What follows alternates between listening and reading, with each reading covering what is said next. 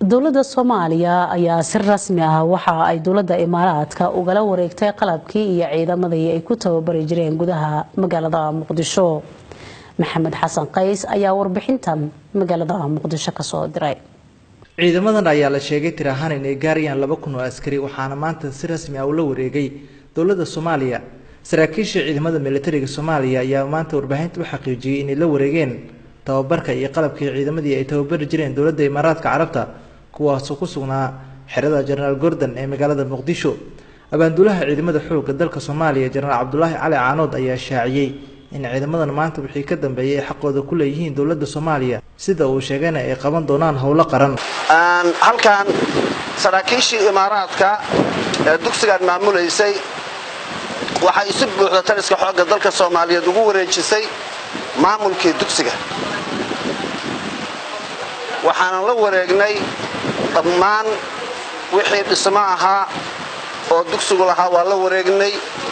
waxay kale aan la wareegnay qayb gaadiid ah oo ay noogu deeqeen oo ay nagu wareejiyeen. gaadiidka halkaas ka muuqda oo isugu jira mid xamuula iyo mid sheegay Soomaalida cabdibilaha u taqaano iyo ambalaasyo dhammaantood saraakiishii Imaaraadka ay baa nagu wareejisay. waxayna ku wareejiyeen taliska xoogga dalka Soomaaliyeed waxaana iska leh ciidanka degan dugsiga General Gordon oo hadda loo bixiyay guutada Daljir oo leh taliye guuto abaandulo guuto taliye ururo abaandulo ururo ilaa taliye hore nidaamka ciidamada loo dhisay ay u dhameystiran yihiin.